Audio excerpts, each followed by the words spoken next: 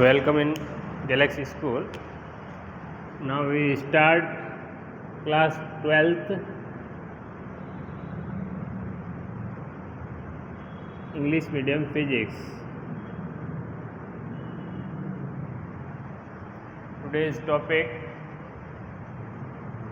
First chapter चल रहा था अपने फर्स्ट चैप्टर में इंट्रोडक्शन हो गया था, चार्ज का नेचर पढ़ा था, चार्ज की यूनिट कूलाम होती है ये पढ़ा था। आज लेते हैं, फिर अपन ने पढ़ा था चार्जिंग के मेथड पढ़े थे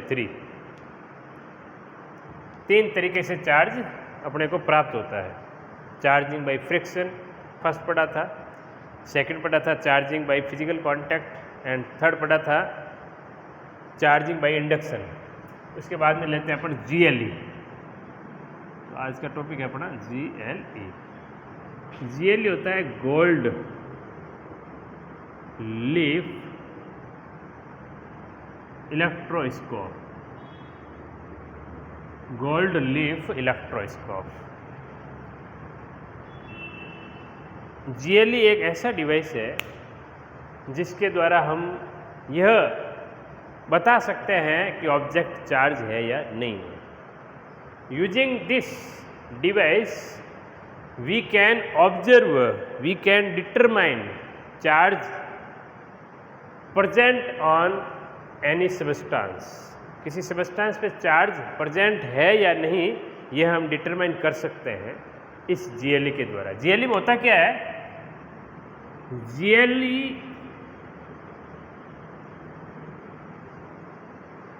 इज ए ग्लास जार। ये ग्लास जार है।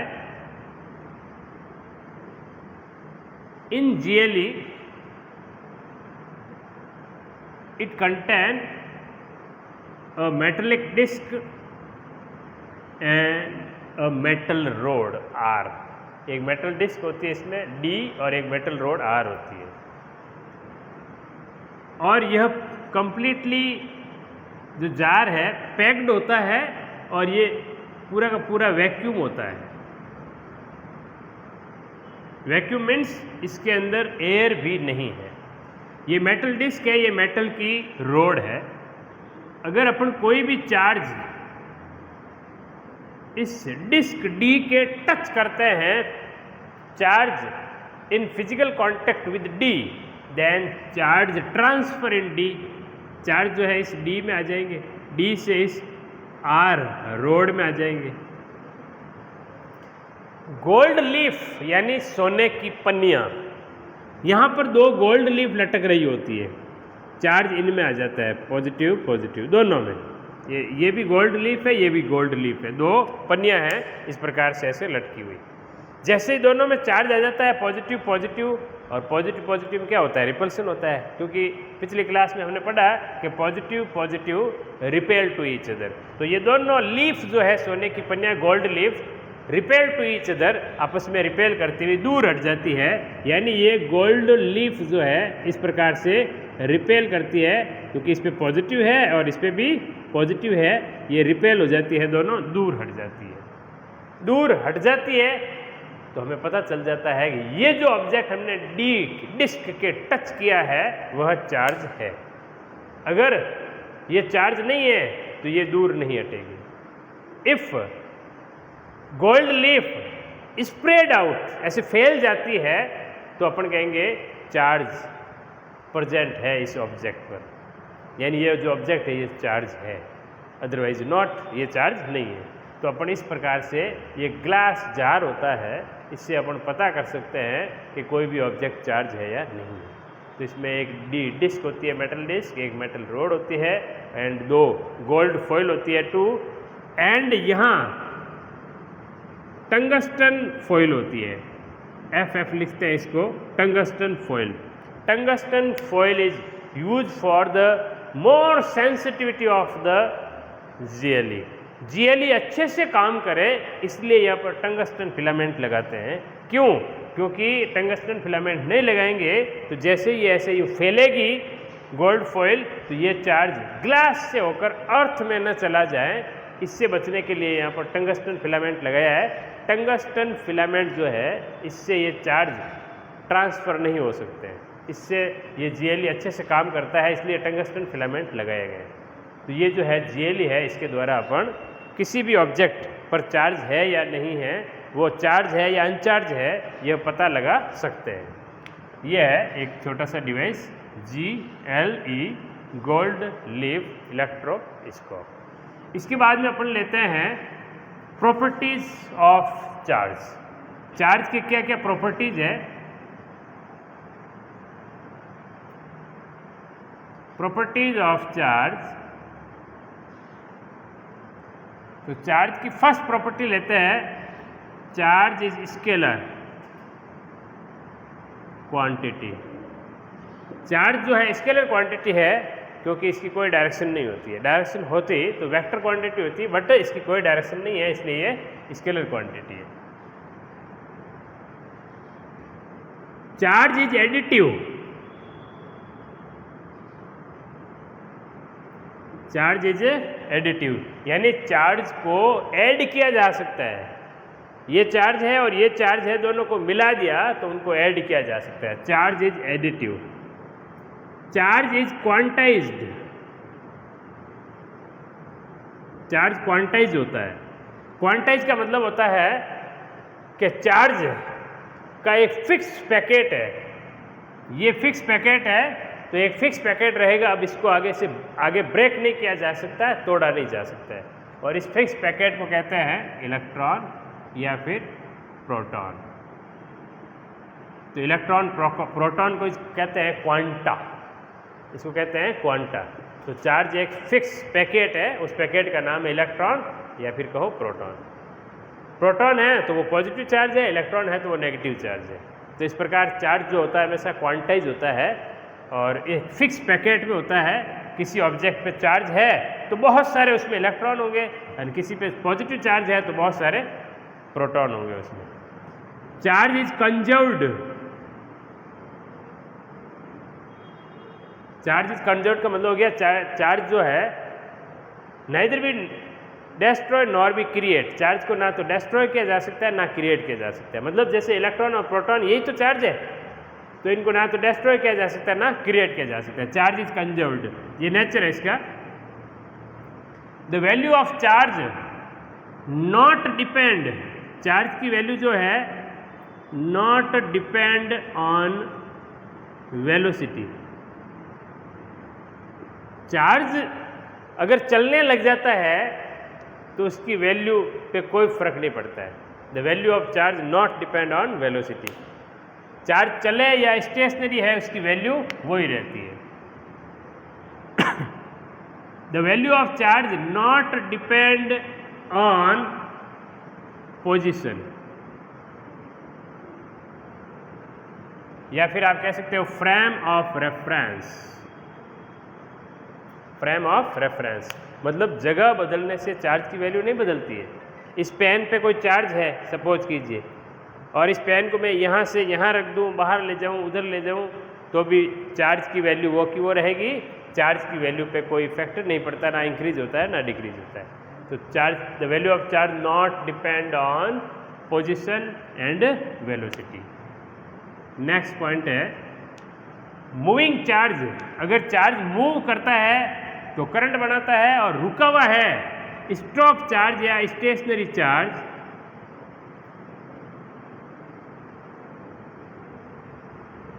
स्टॉप चार्ज या stationary charge create electric field. Charge अगर स्टेशनरी है, रुका हुआ है, तो उसके चारों ओर इलेक्ट्रिक फील्ड बनता है। इसने स्टेशनरी चार्ज जो है उसके चारों ओर इलेक्ट्रिक फील्ड बनेगा। Electric field around the stationary charge, तो रुके हुए चार्ज के चारों ओर इलेक्ट्रिक फील्ड होता है। And moving charge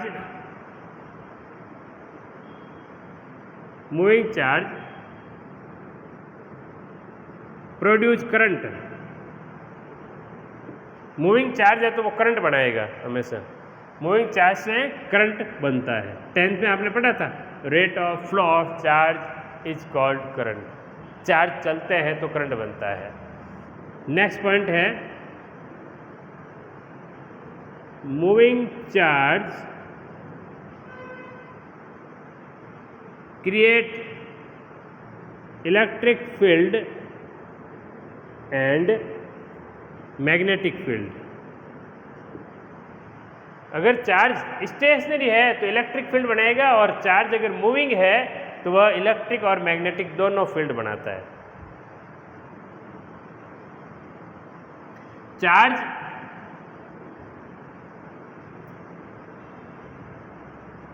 on non conductor,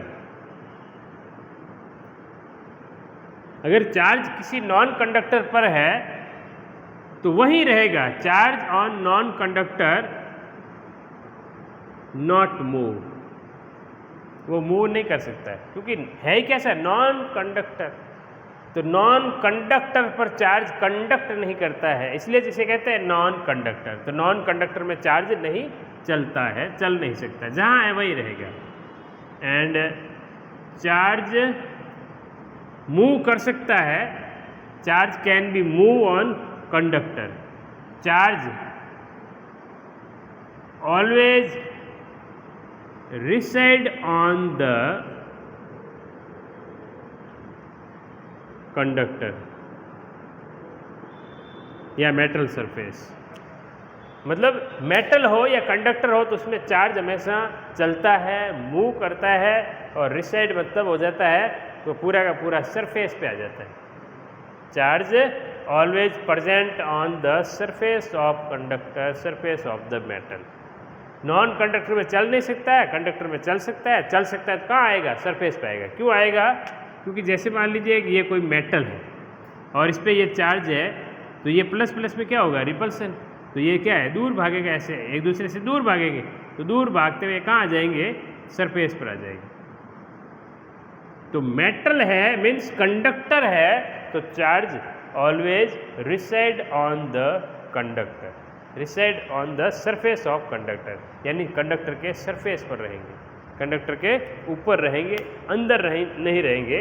charge not inside in conductor, अंदर नहीं रहेंगे, सरफेस पे रहेंगे हमेशा। तो ये कुछ पॉइंट्स है जिसमें इम्पोर्टेंट पॉइंट है ये एंड ये। कौन सा इम्पोर्टेंट है कि मूविंग चार्ज है तो उसके चारों ओर electric field and magnetic field both created, दोनों बनेंगे। Moving charge produce electric field and magnetic field around it. Moving charge है तो उसके चारों ओर इलेक्ट्रिक फील्ड मैग्नेटिक फील्ड दोनों बढ़ेंगे। और एक पॉइंट इंपॉर्टेंट है कि चार्ज मेटल सरफेस के सरफेस पर रहेंगे। Charge always reside on the surface of metal, charge हमेशा मेटल के सरफेस पर रहते हैं।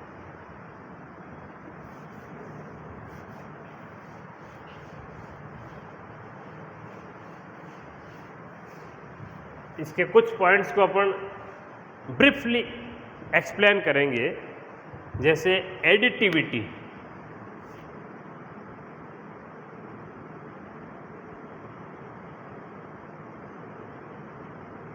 एडिटिविटी ऑफ चार्ज क्या है?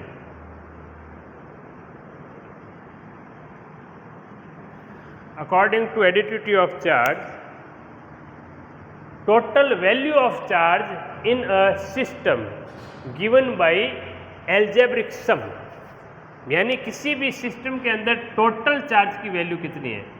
ये चार्ज है मान लीजिए 3Q, ये है 5Q, ये है -4Q, ये पूरा एक सिस्टम है।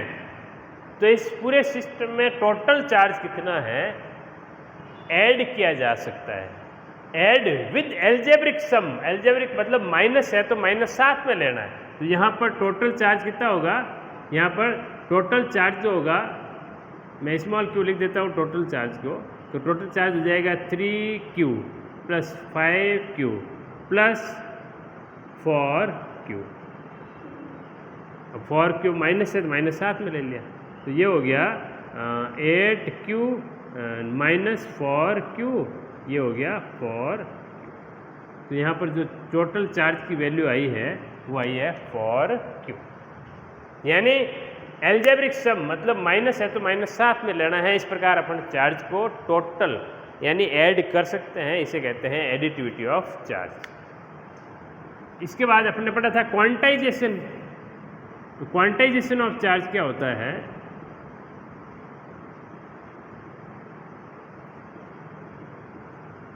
Quantization of charge, quantization of charge कहता है कि किसी भी ऑब्जेक्ट पर अगर कोई चार्ज है तो कितना चार्ज है यह अपन बता सकते हैं, और वह चार्ज किस फॉर्म में है। किसी भी ऑब्जेक्ट पे चार्ज रहेगा तो वो तो या तो इलेक्ट्रॉन के फॉर्म में रहेगा या फिर प्रोटॉन के फॉर्म में रहेगा। अगर मान लो नेगेटिव चार्ज है तो उस पर क्या होंगे? बहुत सारे इलेक्ट्रॉन होंगे। कम से कम इलेक्ट्रॉन उस पर कितने हो सकते हैं? 1, ज़्यादा से ज़्यादा बहुत सारे हो सकते हैं। तो किसी भी ऑब्जेक्ट पे चार्ज है तो वो तो इलेक्ट्रॉन के कारण होगा या फिर प्रोटॉन के कारण होगा। ये चार्ज किस प्रकार से आए यहाँ पर? तो अपन ने एक पढ़ा था चार्जिंग मेथड। कौन सा? फ्रिक्शन वाला, charging by friction. Method of charging का फर्स्ट पॉइंट था चार्जिंग बाय फ्रिक्शन। जब दो ऑब्जेक्ट को रगड़ते हैं तो इलेक्ट्रॉन ट्रांसफर हो जाते हैं, दोनों चार्ज बन जाते हैं, एक पॉजिटिव और एक नेगेटिव। कैसे? जैसे मान लीजिए ये दो ऑब्जेक्ट है ए एंड बी, इसमें जब फ्रिक्शन करते हैं, आपस में रब करते हैं, तो इसमें से इसमें या तो एक इलेक्ट्रॉन ट्रांसफर होगा, कम से कम मिनिमम 1 इलेक्ट्रॉन में B transfer from A to B. 1 से कम नहीं हो सकता। 1 से कम मतलब हाफ है, उसका क्वार्टर पार्ट है, नहीं जा सकता। 1 के जस्ट बाद अगर बात करें तो इलेक्ट्रॉन जा सकते हैं 2, जा सकते हैं 3, डैश डैश डैश डैश से जा सकते हैं एन ई, एंड एन जो है वो है 1 2 3 4 5। इस प्रकार से आवेश जो चार्ज है वो ट्रांसफर हो सकते हैं ए टू बी। तो चार्ज ट्रांसफर हो सकते हैं इन फॉर्म ऑफ इलेक्ट्रॉन। तो यहाँ अपन कह सकते हैं according to quantization of charge, charge on any body any substance is given by multiple of minimum value of charge that is electron. यानी किसी भी ऑब्जेक्ट पर जो चार्ज है वह इलेक्ट्रॉन के मल्टीपल फॉर्म में होगा, इलेक्ट्रॉन के मल्टीपल फॉर्म में होगा। यानी चार्ज क्या होगा? चार्ज होगा प्लस माइनस एनी, इलेक्ट्रॉन के मल्टीपल फॉर्म में होगा। इंटेजर नंबर्स के साथ में, मल्टीपल फॉर्म के साथ में टोटल चार्ज की वैल्यू बताई जाएगी। ये है क्वांटाइजेशन ऑफ चार्ज। यहाँ पर n तो क्या हो गया? 1 2 3 4 ये हो गए, एंड E क्या है? E है 1.6 × 10⁻⁹ कूलम। ये एक इलेक्ट्रॉन पर इतना चार्ज होता है, फिक्स है। प्रोटॉन पर भी इतना ही होता है, चाहे प्लस फॉर्मूला है वो प्रोटॉन के लिए है, माइनस है वो इलेक्ट्रॉन के लिए है। तो अपन कहेंगे यहाँ पर जो फॉर्मूला है प्लस और माइनस, चार्ज दो तरह के होते हैं। इलेक्ट्रॉन इधर आए हैं तो ये पॉजिटिव हो गया, ये नेगेटिव हो गया। तो इसके लिए तो प्लस वाला फॉर्मूला काम आएगा, बी के लिए माइनस वाला काम आएगा। तो इस प्रकार से ये वैल्यू होती है इलेक्ट्रॉन और प्रोटॉन पर चार्ज की वैल्यू है ये। इस पर अच्छे से क्वेश्चन बनते हैं, जैसे if 200 electron transfer from A to B,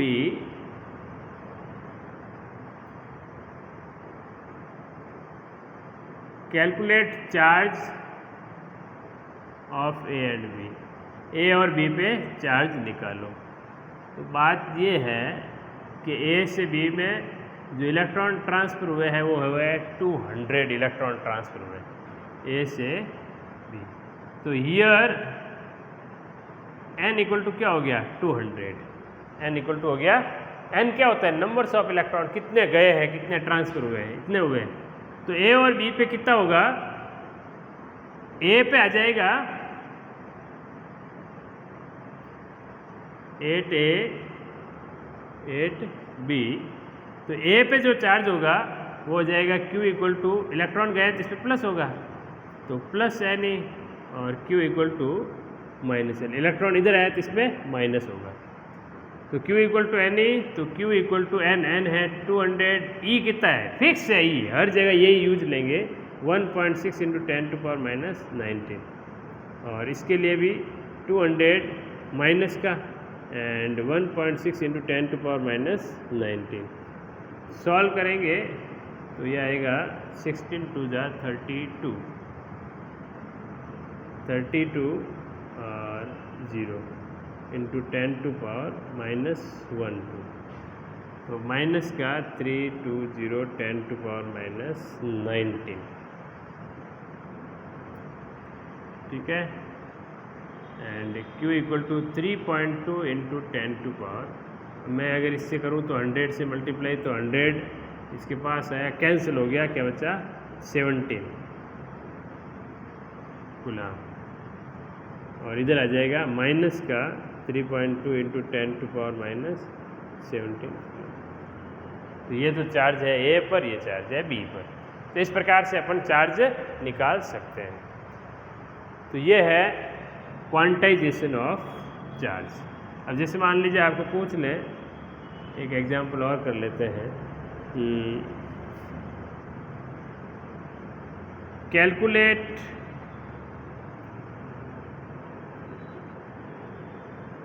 positive charge on 8O16। Oxygen में पॉजिटिव चार्ज कितना है 8O16, इसके एक एटम में कितना चार्ज है, ये 8O16 एक एटम है, कितना चार्ज होगा इसमें, तो अपन कहेंगे हियर n इक्वल टू कितना है 8, ये n होता है, नंबर ऑफ प्रोटॉन्स है ना ये, और नंबर ऑफ इलेक्ट्रॉन्स भी यही है।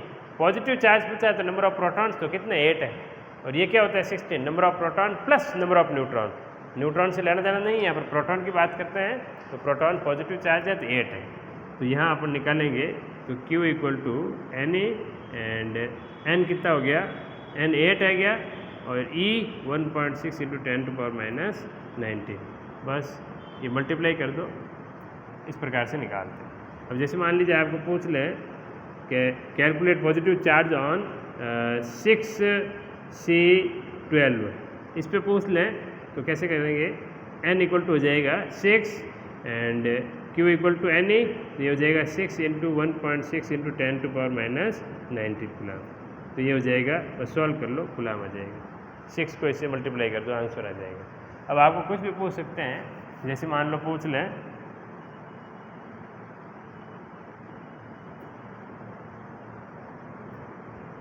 30 जिंक 65, ये है मान लीजिए, और इस पे पूछ ले चार्ज कितना है एक एटम पर, तो अपन कहेंगे here n equal to 30 and Q equal to N E, and Q equal to n है 30, E है 1.6 into 10 to power minus 19, and Q equal to हो जाएगा 4.8 इंटू 10 टू पावर 19, ठीक है, 1 0 और कम, तो 18 हो गया, 18 कूलम। ये इस प्रकार, मतलब कुल मिला के ये जो होता है ना ये n होता है, बस n को सीधा Q equal to N E, ये फिक्स है, मल्टीप्लाई कराना है आप निकाल सकते हो, ठीक है। जैसे मान लीजिए कोई क्वेश्चन है, एक हटके क्वेश्चन है, इज चार्ज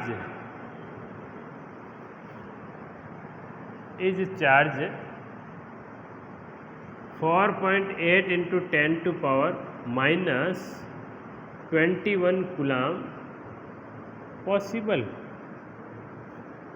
क्या यह चार्ज पॉसिबल है, is charge this coulomb possible, ये चार्ज पॉसिबल है क्या, तो अपन कहेंगे हियर Q इक्वल टू, ये चार्ज है ना, तो Q equal to 4.8 into 10 to power minus 21 coulomb, Q equal to होता है N E, and n equal to क्या हो जाएगा, n इक्वल टू हो जाएगा Q अपॉन ई, तो n इक्वल टू हो जाएगा Q कितना है 4.8 into 10 to power minus 21, E 1.6 into 10 to power minus 19, ये कैंसिल 3 आया, तो ये हो गया 3 इंटू 10 टू पावर, कैंसिल 19 तो आएगा 2, तो -2, तो n इक्वल टू आया 3 अपॉन 100, तो n इक्वल टू आया 0.03, यानी ये 1 से छोटा है। क्या इस क्लास में कोई इतने बच्चे बैठ सकते हैं? क्या क्लास में इतने बच्चे बैठ सकते हैं? न्यूनतम मिनिमम बच्चा बैठ सकता है 1, उसके बाद 2, 3, वैसे ही इलेक्ट्रॉन है। इस ऑब्जेक्ट के अंदर मिनिमम से मिनिमम इलेक्ट्रॉन, यानी n की वैल्यू छोटी से छोटी जो होती है मिनिमम, वो 1 होती है। फिर उसके बाद 2, 3 पॉइंटों में आंसर आ गया, फ्रैक्शन में आंसर आ गया, तो वो रॉन्ग है। तो अपन कहेंगे इज चार्ज दिस पॉसिबल, तो अपन कहेंगे नो, ये चार्ज होता ही नहीं है, ये चार्ज पॉसिबल नहीं है। अगर कभी भी n की वैल्यू फ्रैक्शन में आती है, पॉइंटों में आती है, तो वो पॉसिबल नहीं होगा।